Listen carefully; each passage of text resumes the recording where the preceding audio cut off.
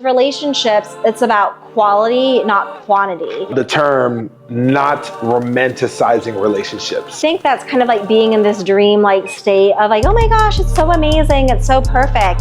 And the reality is humans are humans, right? I actually do not mind transactional relationships. Yeah, that's okay, yeah.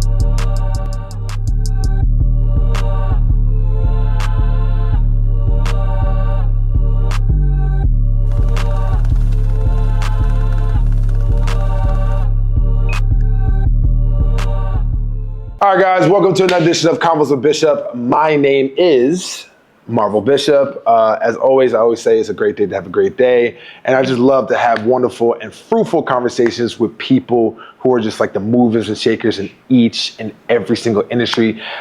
Just humans who are actually the best in their industry as well, too. And, you know, this episode is nothing short of it. So I have a wonderful lady right next to me who is a business owner, businesswoman. She's probably a better networker than me, I think. Well, we're gonna find out. We'll find out. We'll find out because I definitely call myself the network king, but maybe she is actually the network queen. So all in all, to also celebrate her with this conversation, but most importantly, we're gonna be talking about her new book that's coming out in May called Rich Relationships. Miss Selena. Hello, so happy to be here. How are you, ma'am? I'm doing great. Yeah, doing good. So much. I appreciate you, taking the time. I know we got like literally like right after this, she has like another podcast. Then she was hop on the plane. You know what I'm saying? I just love meeting people that's just like, very, very busy, very, very productive. So how you feeling? I'm feeling good. Okay. Yeah. Cool. So yeah, so before we actually get into the book, because obviously that's going to be like the main thing we're going to be talking about, I really want the audience to really, grasp, the hero story, I should say, of Selena. So please, like the floor is yours as far as like, where you come from, your career, and how you actually got to actually writing this book. Yeah, absolutely. So, when I was in my late 20s, I had a quarter life crisis. Oh. I was working in a nonprofit at the time, and I was in this place where I just became clinically depressed. I was doing okay. I was making, in New York, maybe not so okay, $42,000 a year, one of the most expensive cities in the world, working in a nonprofit. But things got so bad for me that my mom flew all the way from Vancouver to New York to make sure that I was getting out of bed in the mornings, going to work. And it was just at a very low point in my life. And so I remember saying to a friend, I can't keep feeling this way. I need to find a way to feel better. Uh-huh. And that's when she introduced me to this female life coach. And then through her, I was part of this women's circle. We were reading all these books, and I was exposed to these empowering ideas. And as I started to learn about all of these incredible experts and authors, I would ask my friends, have you heard about them? Do you know about this work? And they had no idea who I was talking about. Uh-huh. And so it really dawned on me that sometimes the people that have the most important message in the world can be that best kept secret. Uh-huh. And so that is when I really fell into the world of publicity, because to me, publicity is a kind of rich relationship that can really amplify people's voices, whether it's, 100 people, 1,000 people, 1,000,000 people that are taking in a message and taking it more seriously because of that visibility. So I started off as a publicist, and then over time, because I had a lot of success in business, I became a business mentor to people, and I've had very successful online courses. The way that I got my online course out was through affiliates. So I really believe in partnership and other people who are like, oh, this is great. Rather than me creating this, let me just share it with my audience. And then with the courses, I did, at the time, like a 50% affiliate commission. So people were making a lot of money. It was a $3,000 program. So people were like, just like putting it out there in this really big way. So that course over 7 years, it brought in several $1 million. Nice. And so I did well, and also all of my affiliates, did well too. And that's really how I got the word out. It's interesting that we're talking about, rich relationships and networking, because I think a lot of people associate that with people who identify as natural introverts. Mm-hmm. And I would say that or natural extroverts, and I'm a natural introvert. Really? Yeah. So I'm a diehard introvert, and, I get my energy by, being myself by myself at home with my ideas. But I think that, whether you're an extrovert or introvert, we all have like different aspects of, you know, extroversion, introversion. And so I think for me, my extroversion comes out when I meet someone I'm really passionate about their message and I want people to know about it, and I'm advancing an important cause or idea. That really drives me to be out there and to push that forward.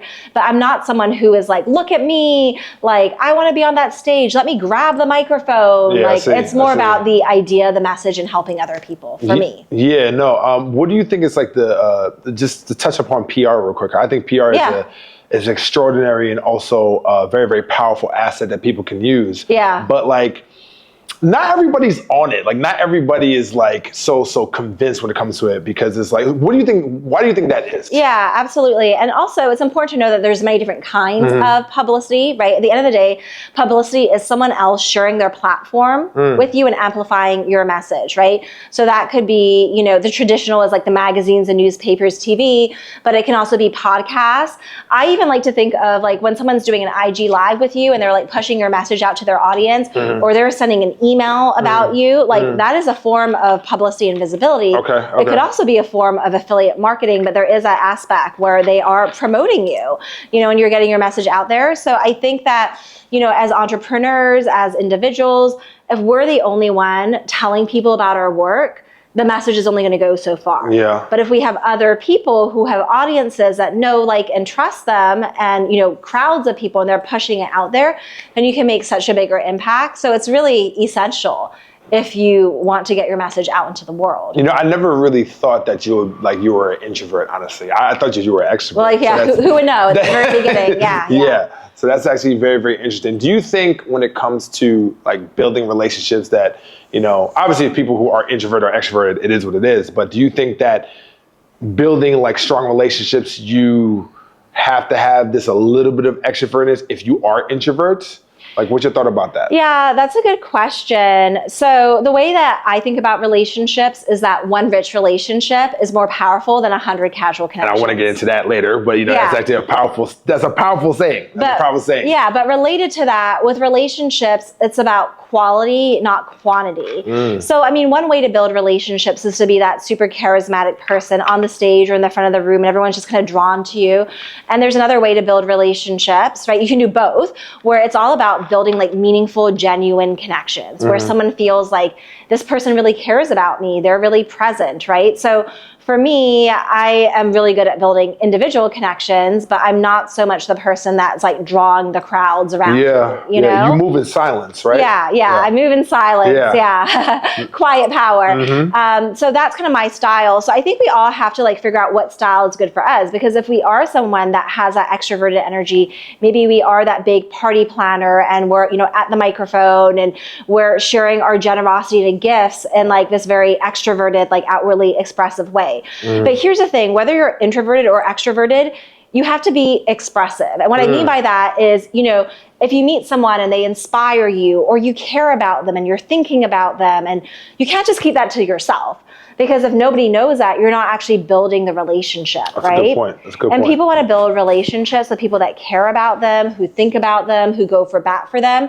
So you have to express yourself, but you could do that in a very private way, or you could do it in a public way, or you could do it in both ways.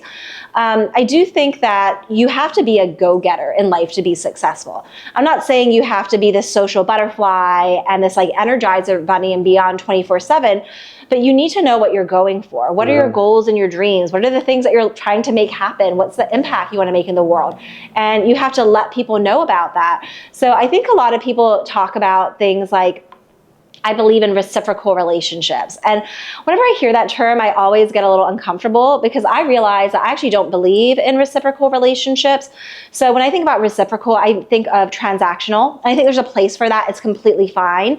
But reciprocal means I do this and then you do this. What happens is that then people are afraid to receive, because they're like, if someone's like, oh, I'm going to hook you up, or I'll do this nice thing, or how can I help you?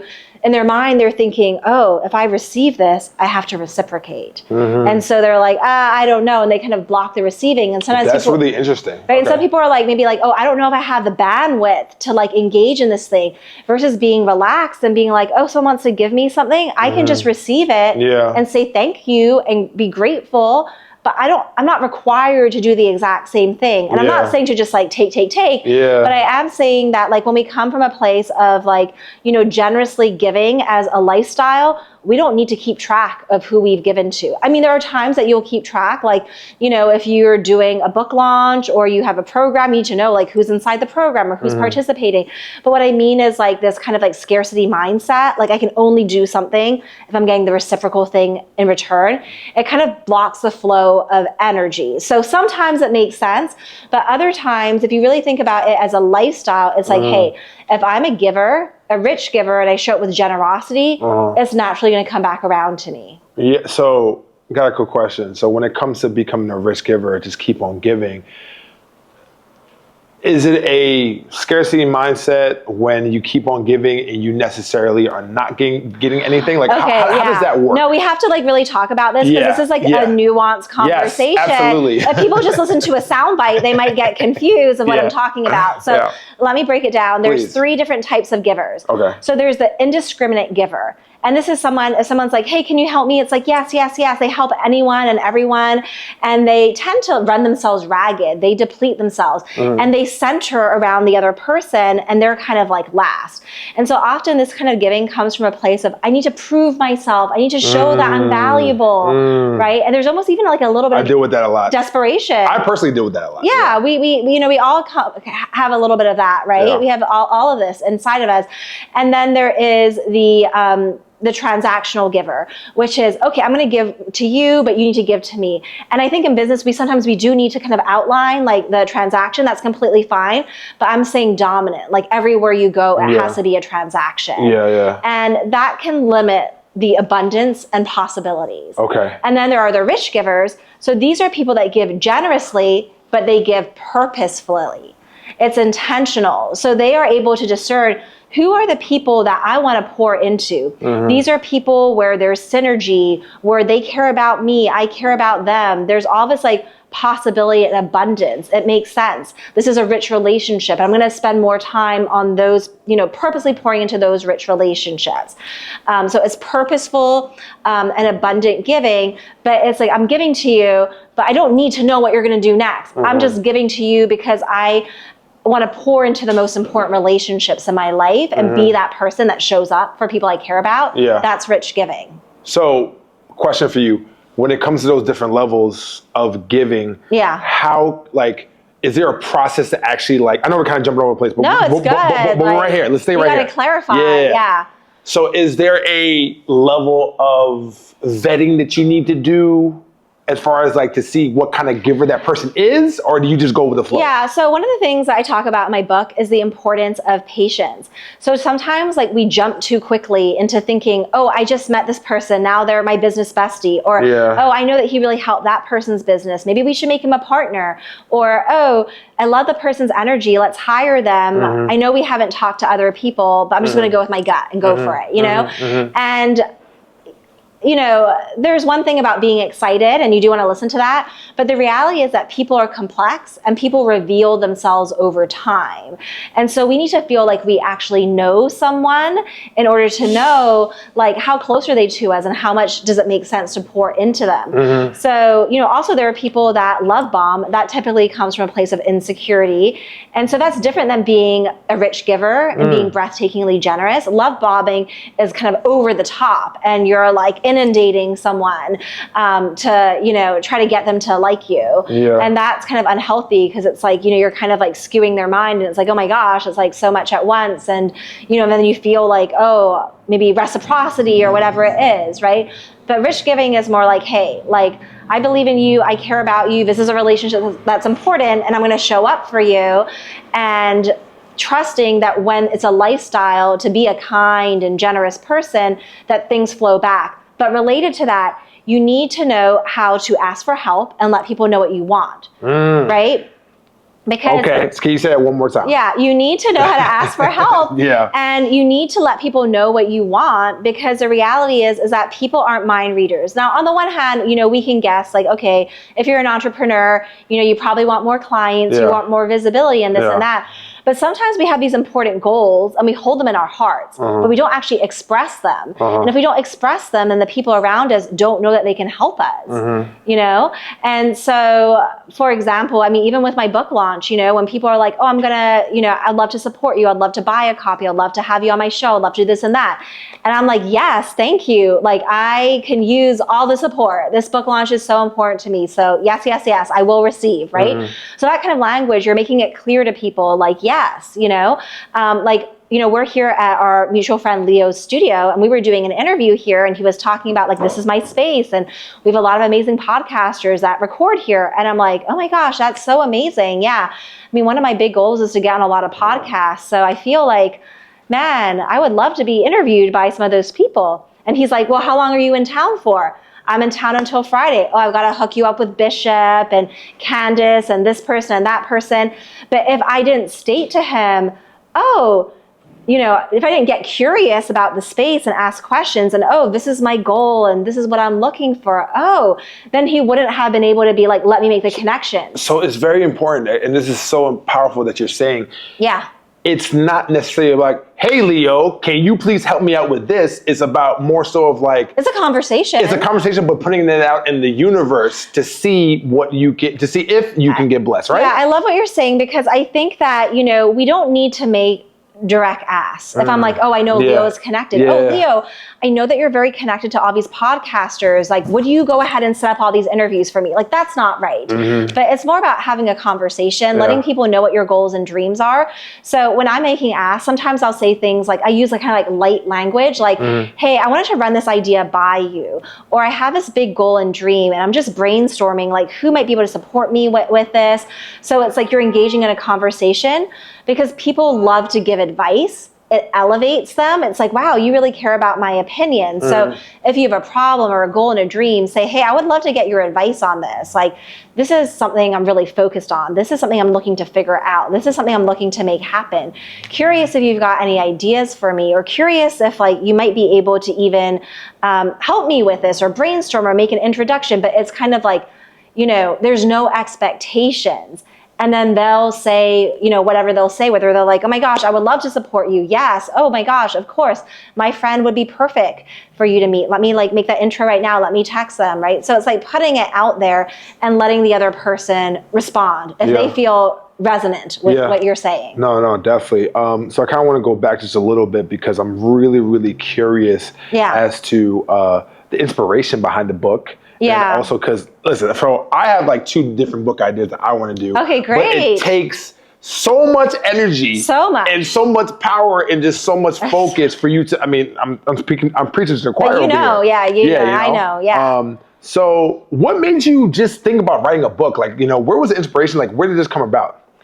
Yeah, I mean, I wanted to write a book because I wanted to spread my message to a lot of people, and it's really the most effective way. You know, I've been very successful with courses. I mean, I've made like 8 figures through courses, but the reality is not everyone's going to buy a course. Not everyone's going to log into the course, right? And also courses are higher price than a book, which is an accessible price point. But with the average person, like they will, you know, read a book, whether it's on the subway or they bring it to the beach or they bring it to bed or they're, you know, whatever they're doing, right? People read books, right? Successful people, right? Like leaders are readers. And so I wanted to have a book that could reach a lot of people because I felt like these ideas were really powerful. You know, I truly believe that rich relationships are like rocket ships. They are the fastest way to get from where you are to where you want to be. And every single problem that you have in life can be solved through a rich relationship. You just need to know how to unlock the potential and power of the rich relationships that are waiting right there for you. Yeah, no, definitely. And it's interesting because, like, you know, I was actually going through just a little bit. I only had like 2 days to prepare for this, but I was actually reading through like a couple things throughout your book. And there's this, first of all, for what I read so far, phenomenal work. That's number one. So I want to give you your flowers. I'll receive that. Yeah. But there's a couple of things I actually do want to go over. So as you guys see, you know, I never really have the iPad here, so this is very, very important for me to do this. So give me 1 second. Why is this not pulling up? There we go. So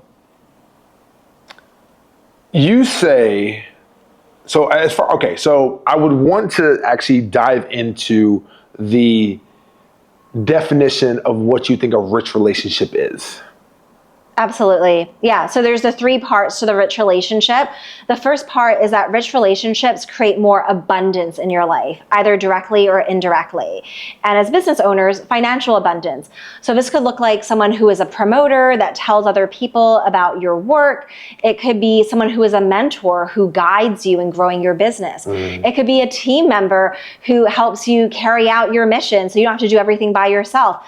It could be a confidant. This is someone that you confide in. This could be, a therapist who is a confidant or a family member. When you're feeling down, they're giving you your confidence back. They're helping you navigate those tricky situations so that you can move forward in your business and life. And so rich relationships actually do help you make more money. Rich relationships are people who can help you reach your goals and dreams faster. They're people that care about you. Rich relationships also inspire you to become your best self, because typically your rich relationships will be with people that you admire and respect. No, definitely. And then I guess my question to you after that is that as far as trying to be in a position where you can actually qualify these type of rich relationships, what do you do as far as building a rich relationship and also building it with them as well too? How are you able to actually qualify and also dictate that give or take? Yeah, absolutely. So when you're thinking about who do I build rich relationships, because there's so many people in the world, think about a couple things. What are my goals and dreams? What are the things that matter to me? And who are the people that are connected to the goals and dreams in some way? Maybe they can help me get there faster. Maybe they have already achieved it. Maybe they can connect me to the right kind of person that I need to know, but they're somehow connected to the goals and dreams. Now, our rich relationships will also be people with shared values. They're people that we admire and respect. We feel comfortable and safe around them. So that's a piece. And ideally, it's with someone who also has a spirit of generosity. But it does take time, to get to know people, which is why, that's why I talk about these different circles of connection. So I'll talk about this right now because it's an important concept. A lot of people think the richest relationships are going to be the people that are the most powerful, that have the most money, that have the biggest audience. And I would say not necessarily. Not at all. No, yeah. So I like to think of relationships in these circles. So circle 1 is your innermost circle. For some people, that's 1 to 3. It could be 0. But these are people that you are doing life with, right? Okay, got it. This could be your life partner. Maybe it's your business partner. Maybe it's your absolute best friend that always knows what's going on for you. Maybe it's your mom. Maybe it's your therapist that has been working with you for 7 years and you talk weekly and they always know what's going on for you. So that's the circle 1 relationships. Then there's circle 2. So circle 2 are the treasured connections. They're not necessarily doing life with you day by day or week by week, but if you said to someone in circle 2, I need help, I'm struggling, I need you, it's a guarantee they're going to, prioritize you and show up for you. That's your circle 2. So that's typically, half a dozen, maybe 2 dozen, but it's a smaller group of treasured, trusted, you can count on them. Then there's circle 3. That's your active network. That's where the majority of your rich relationships are. These are people you have a connection, there's a values alignment, you both like and care about each other, but you're not really a part of day-to-day life, but you would totally invite them to that party. You could reach out to them and you would expect that, you would hear back from them. So that's a circle 3 active relationship. And now there's circle 4. So these are a lot of circles. there's 6 circles. I got you. So circle 4, these are the distant connections. So this could be someone that you just met, and even though you're oh my gosh, I love them, but the reality is you've only spent 1 hour. So you don't know the fullness of who they are. They don't know the fullness of who you are. There's so much more beyond the surface. So the reality is there hasn't been trust built yet. And so they're naturally circle 4. That could be an acquaintance. It could be someone that you've known for a long time. Maybe you went to, high school with them, your families are close, they've been a part of my life for decades. But the reality is that you feel a little bit of distance because it might be you're a positive, growth-minded person and they're always down in the dumps and complaining and putting people down, negative. Could be family members too. It could be family members. And it's okay, I care about you. You're still a relationship in my life, but they're in circle 4, so it's at a distance. So you might not spill your deepest, darkest secrets or your biggest dreams because they're always like, oh, well, that's not going to happen. That's not realistic. And it's like, okay, I still care about you. I know you care about me. You're not going to say it to them in your mind. This is a mental framework. I'm putting them in circle 4. There's a little bit of distance, right? Or it's like an acquaintance, or, you've grown apart, or maybe you're just so busy and it's like, I like this person, but I don't really have time to get to know them. And they're a good person, but they're just in circle 4 because we don't have that connection. We don't have that trust yet.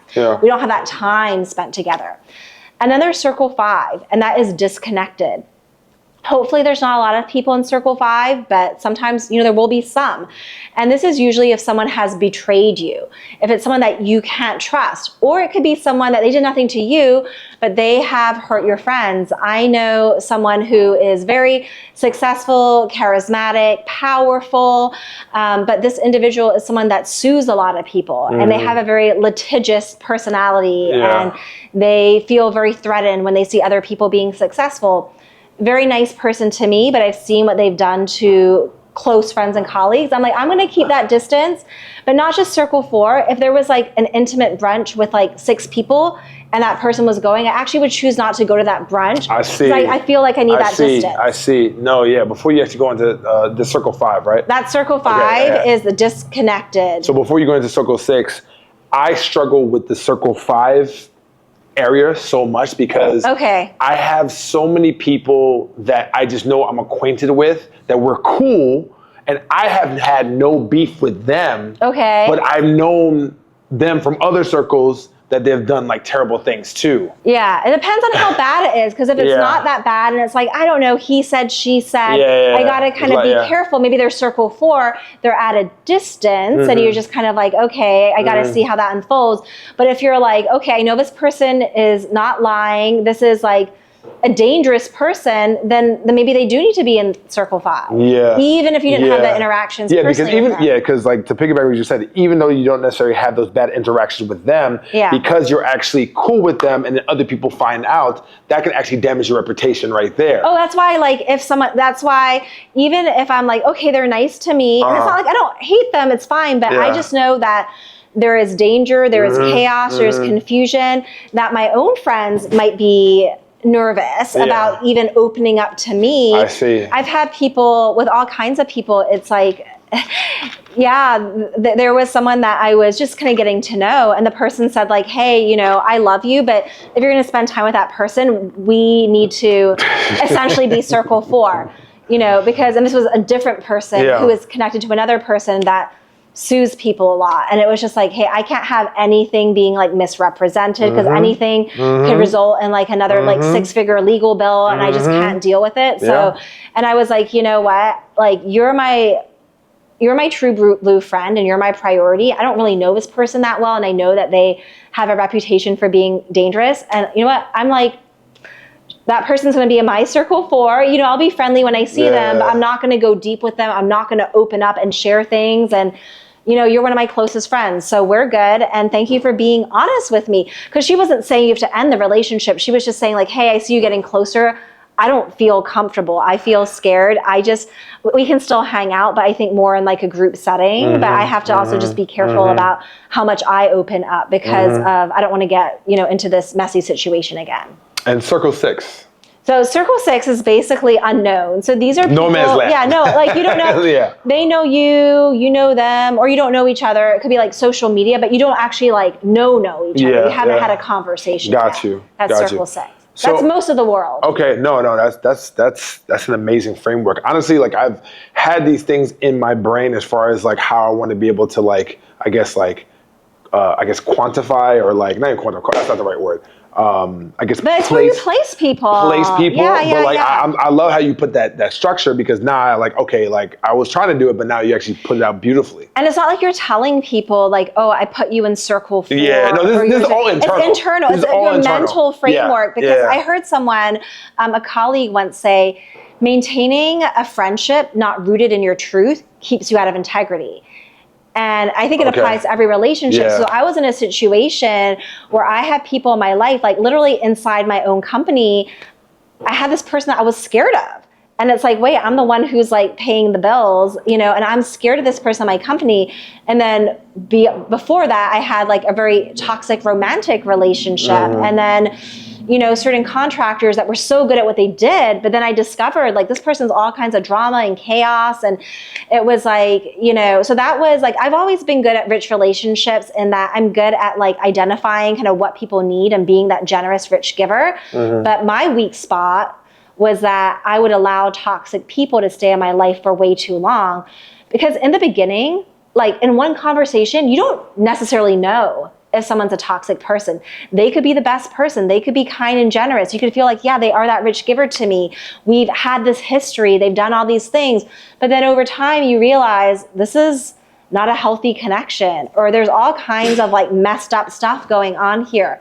And you have to kind of like change the relationship dynamic. And for me, once someone was in my inner circles 1, 2, or even 3, I had trouble kind of creating those boundaries. And I let people walk over me and all kinds of things. And so I couldn't have even written this book like 2 years ago, because it was 2 years ago that I finally was like fully breaking them off. And, when I think about it, this book is like a culmination of like 20 years of therapy and executive coaching, in addition to business savvy that I put into this book. So the wisdom that I share is really hard won. Yeah, no. Well, listen, I mean, I'm so happy that you actually, you made this book. Because not only it helped you out, but it's going to help out millions of people as well too, or anybody who's actually going to buy it. And, absolutely. No, this is great.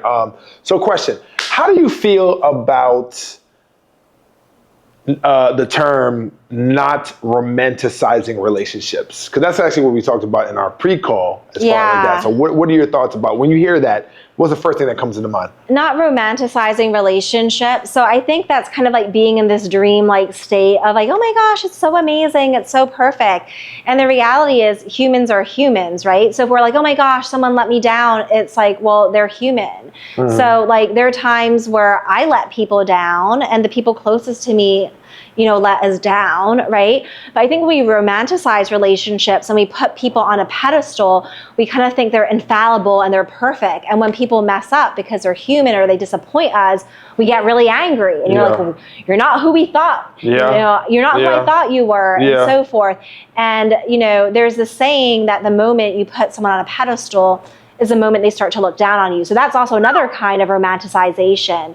And that's not to say that, there aren't people that are more successful. Like if you go up to like a Mark Cuban, right? Obviously he's had a lot of success. We're not going to assume that we're the same level of business. But as human beings, we are equal, and we all have the potential to be a rich giver, right? A rich giver could be someone that says after a talk, oh my gosh, like your talk was amazing. You're such a natural with public speaking. And I don't know if you know this, but this particular story that you shared, that really like transformed my thinking. Or, you opening up about the things that you overcame in childhood. I think you should share more of that. I think that could really help people. Or, I've got a connection for you of someone that could really support you. I know someone that's a recent college grad, and I know you mentioned that, you want to be sharing your message more. I know this person would love to kind of help you create more content, and I can make that connect. Like, there's a lot of things that you can do. You don't have to be like wealthy, rich, and powerful and have like 30 years of experience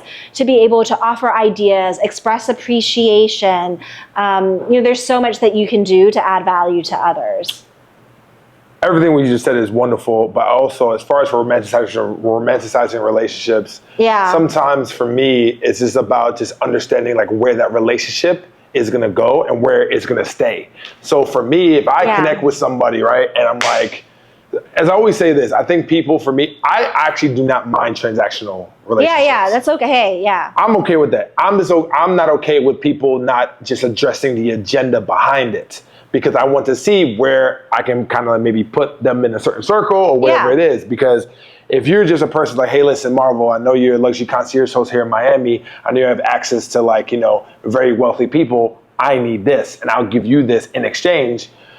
That's fine. That's business. That's business. Fine. Okay, cool. Transactional, keep it moving. But I think what happens is that I think a lot of people just think that they have to just build like this like kumbaya type of like strong relationship with everybody to do business in. And it's like, honestly, you don't have to. And how you said it, honestly, is really amazing as far as like putting them into place. So, you know, I just want to say thank you so much for that. But here's the thing about transactional relationships. Like once you lose your power, they're gone. They don't care about you. They were only there for the transaction. So there are people in our circle 1, 2s, and 3s that yes, we're doing transactions, but they care about you beyond the transaction, right? I see. So like there's a lot of people that, you know, they're going through reinventions, right? And all kinds of things happen to people. Like, you know, I know people, they're getting divorced and they have to give up half of their business, or they got affected by the hurricane or the wildfire, or something stopped working and their business fell apart. If you have to feel like, okay, now that I don't have my, you know, 6-figure, multi-6-figure, 7-figure, 8-figure business, I'm not relevant anymore. Why would they even care about me? Then that means that, well, then you are in transactional relationships, because the people that really care about you, they'll be there with you whether you have the money or not, whether you have the power or not. They still care about you. Maybe you're not working as closely in the same way if there's like a project and you're not on it anymore, or, you know, things have shifted. But if it goes beyond transaction, they care about you as a human. Yeah, no. That's a definitely fact. So one of the questions I have for you, as far as like trying to build a, I guess, fruitful relationships within your circles, right? So let's just say, I always do believe that there's 2 different type of like capital, right? There's actual capital, right? And there's also social capital. So one of the things I have actually been struggling with probably maybe up until maybe 3 or 4 years ago, and I actually figured it out. Okay. I kind of wanted to know your expertise on it. That if you're a person that everybody knows you, and you know everybody, and you're a mover and shaker, you know, your social capital is invaluable. Yes. But you do not know how to actually change that social capital into actual capital and actual revenue to actually make a business. To basically come monetize off of your relationships. Absolutely. Like, what are the steps in order to do that?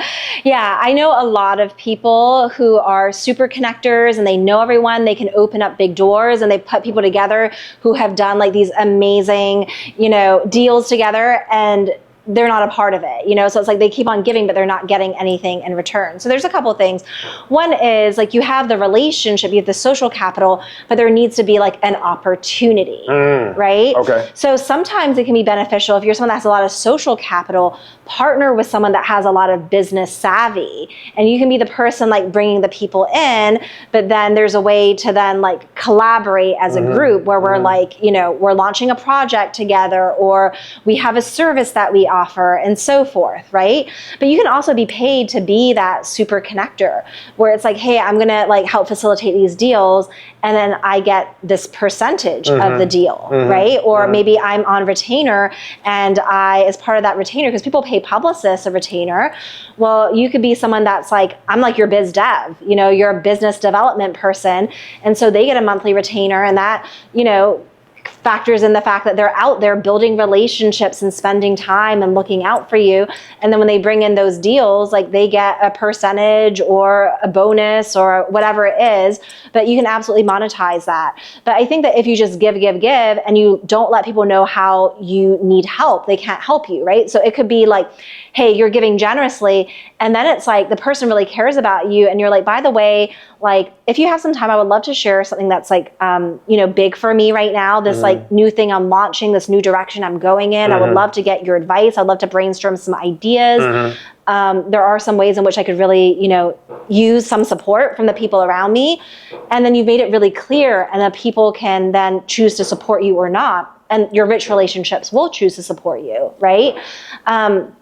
So that's one thing. Or it's like, hey, I have, you know, this opportunity, and the way in which you've been generous to them is also connected to the opportunity.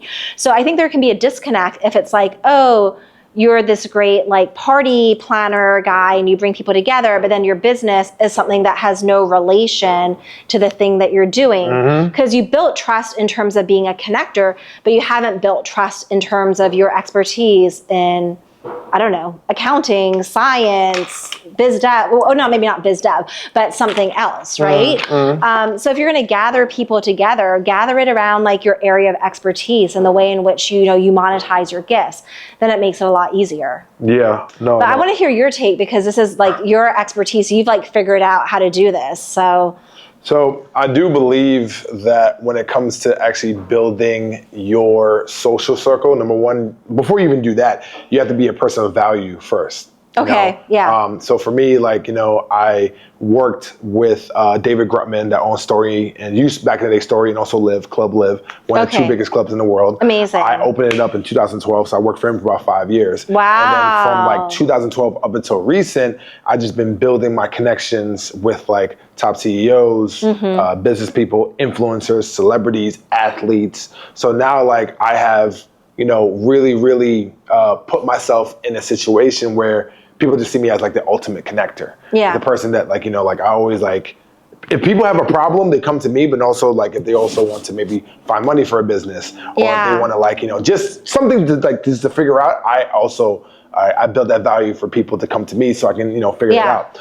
So as far as like that, one of the things I struggled was what you were saying is that like, I have all these connections, but like, why am I not like really capitalizing on like the money as much as possible? So I forgot this man's name, but he actually helped me out on a legal standpoint to actually build out this structure as far as to keep me protected and also the other person too, to hold them to their word. Like, hey, if I connect you with this one person, I need to get paid on the back end. So it's called a mutually beneficiary agreement. Oh, okay. So I'm actually learning something new. Oh, really? You never heard about that? Yeah. No, I don't know. So this is what I do for anybody that I work with on the back end. Yeah. I'm a part of this really, really big deal right now that with this big celebrity. Amazing. And I connected with the product and also the person that actually has the access to the artist for that person to represent that brand. Amazing. So this is going to be on a back end. We're looking at, the product giving them the artist about $250,000. Wow. And then on the back end, I'm also going to be getting paid through the product as well too for me making that connection. Yes. But what I'm doing right now is that I have a mutual beneficiary agreement not only with the product but also with the big corporation. Yeah. So I can hold them accountable so they can honestly pay me. Yeah. So yeah, I mean, I love that. Yeah, so that's what I'm doing right now. It's like I learned that, and you can do that with any business or any type of like level of business transaction that you have. You have to be able to like really protect yourself. So honestly, it's just me just capitalizing and monetizing on my social capital is. I've learned that at times a handshake is not good enough. Yeah, no, and the thing is, like, it doesn't feel good when you're creating so much value for two people and you get nothing, right? That's not that's not abundant, right? Yeah. And the reality is then it's natural to become resentful. And when you become resentful, then you don't want to give as much, but it's like you help them with that thing. There's even more that you could do. So it's in everybody's benefit where we can create situations where everybody is winning and everybody feels good and taken care of.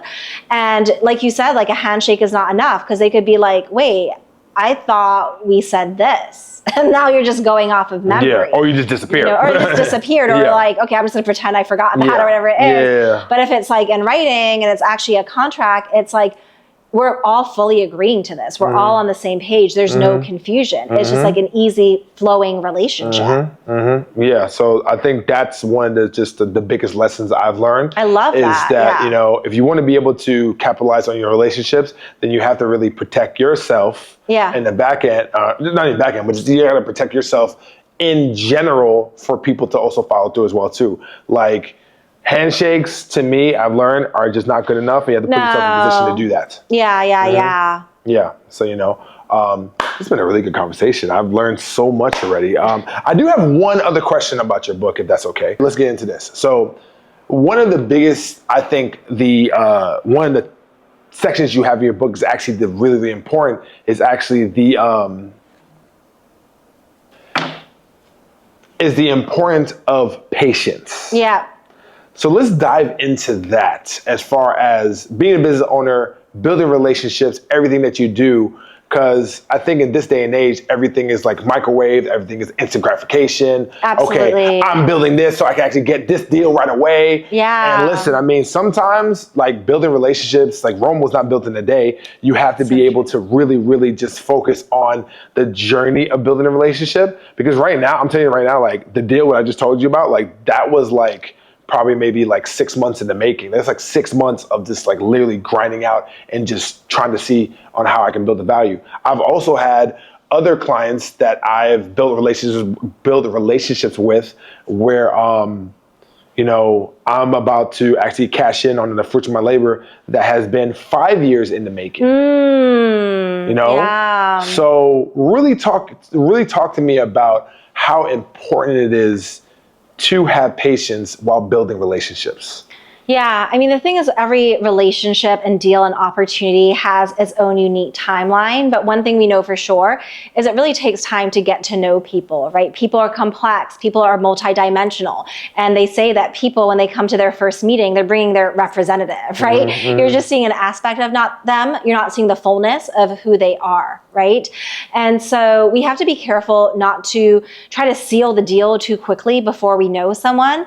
So in an ideal world, especially if we're doing things where it's like, this is a big deal that we're working together, like it's high stakes, you kind of want to know the person's character, not just are they good at what they do, but are they someone that follows through on their word? Are they someone that has integrity? Do they have a good reputation? Are they respected by others, mm-hmm. right? And so those things take time, and you're not, no matter how, you know, smart you are and how good you are with your social skills, you don't know that in just like one go. Yeah. And some people actually like hide maybe the uglier parts of who they are.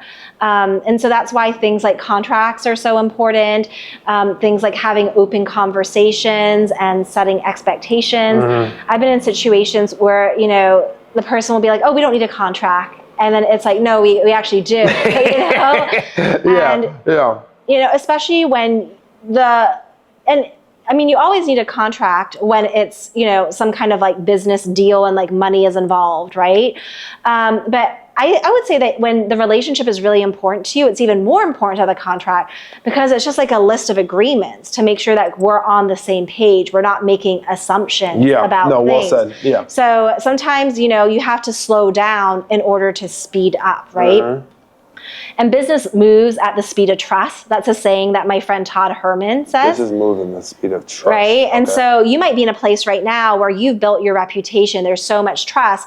Like some kind of business deal might happen quickly, but it's like, but that relationship has been around for 1 year, 2 years, 10 years, mm-hmm, maybe. Mm-hmm, or maybe it's simply your reputation and everyone's saying, you know, this person, like you can trust him, he's the best.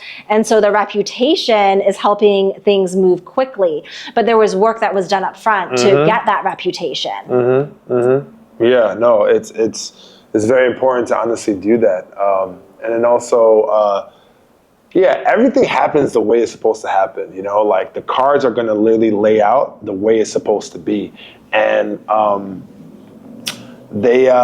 I really feel like, you know, things that happen right away, especially in business, can actually be great, but only be great within the short term. But things that actually can be built, you know, day by day, maybe week by week, month by month, or even year by year. Yeah. Those type of like relationships and then the business that comes out of it can actually last for a lifetime. Absolutely. You know, so yes. we really just need to just not only have patience with other people, but we really need to have patience with ourselves mm-hmm. when we're growing, you know? So Ms. Selena, this has been great. Yeah. I appreciate your time. And actually, I have a gift for everyone. So you I'd love do? to share that. Oh, please. It's a good one. Absolutely, yes. What's the gift? Yeah. So basically, I have my book, Rich Relationships, Create $1 Million Network for Your Business. What I would love to do is give away the first 4 chapters for free to everyone listening. Okay. It's the foundation of the book. Okay. And then additionally, you know, when people read the book, people tell me my favorite thing is the scripts. Right? Because a lot of times when it comes to building relationships, it's knowing how to communicate with people. What are the right words that I say? Mm. How do I make those asks that feel big and scary in a way that doesn't damage the relationship? And, you know, how do I nurture the relationship through these various scripts and also activate the relationships? So I've basically bundled these scripts together. So it's 20 plus rich relationship scripts. So when they go to the website, Rich Relationships, plural, richrelationshipsbook.com/Bishop, Bishop, they are going to get the first 4 chapters for free, and they're going to get the entire bundle of my top 20 rich relationship scripts that have helped me make millions. And so they can go there and they get all of that for free. Well, listen, I mean, I'm honored. Thank you so much for that. Really excited. Definitely going to need those scripts too, for myself, so I can actually learn as well, you know. So before we wrap up, we got 2 more things. Yes. So if you can give some advice and some guidance to a younger Selena, what would you tell her? I would say that my advice is to really embrace the fullness of who you are. So I think that sometimes people are afraid to build rich relationships because they think that they're not worthy of them. Like, why would they want to know me? Or maybe there's aspects of themselves where they're beating themselves up. Oh, I'm too introverted, I'm too this, I'm too that. And just know that you are perfect the way that you are. Oftentimes our weaknesses are over-functioning strengths. So maybe it's like, oh, I'm not a details person. But it's like, well, but maybe it's because you're the visionary and you see the bigger picture. Oh, sometimes I'm so intense and I can get kind of critical. Well, maybe you're that person that is like holds the higher standard for excellence and you raise everyone up with you, right? So I think that, you know, there are aspects of myself that maybe I didn't fully embrace, and in a way that was also fueled my introversion, right? But when you're so comfortable with who you are, I think that it's easier to put yourself out there and feel like, hey, like I love who I am. I, appreciate all of who I am. It does make it easier to build rich relationships. No, yeah, I mean, beautifully said. And I know that younger self is definitely, is going to be very, very good too. And, and I'm proud of you, honestly. This is the first conversation, but like, it seems to me that you have lived multiple lives already, such at a young age already, and you have accomplished so much. So, I want to say congrats again. All right, so we have the last segment, which is called the last call. So I'm going to give you a barrage of like different words, and then you're going to give me the first phrase or the first word that comes to mind. Are you ready? Okay. Canada. Where my family lives. Okay, well, what do you, one word, like what do you think of it? Friendly. Friendly. Okay. New York. Cutthroat. That's for damn sure. PR. Media. Affiliate marketing. Powerful. Okay. Let's see here. Rich relationships. Rocket ship. Okay. Let's see here. And then family. Love. And then the last one, and now this one you can actually use, go as long as you want. Selena. INFJ. INFJ? Yeah, so that's Myers-Briggs. I'm like obsessed with Myers-Briggs. And so I am an INFJ. So it's a certain kind of introvert. Okay. Yeah. Dope. Nice. Well, Miss Selena, I appreciate your time. I appreciate everything you've definitely given us. We've definitely gotten like a lot of wisdom. If you can look into the camera right there and you can just, give us some shameless plugs, where we can, find you and so forth. All right. Well, hello, everyone. It's been so great to be having a conversation with Bishop, and I would love to stay connected. The way that I can really pour into you is giving you the first 4 chapters of my book for free and my bundle of 20 rich relationship scripts. So you can go to richrelationshipsbook.com/Bishop. Again, that's rich relationships, that's plural, richrelationshipsbook.com/Bishop. And you're going to get the first 4 chapters of my book for free and my 20 plus rich relationship scripts that have made me millions. And my hope is that it will make you millions as well. Ms. Selena, I appreciate your time. Good luck to everything. And I feel like we're never going to have another conversation. It's going to be a part 2. Yes, well, I appreciate you. Thank you. Thank you for your time. All the best.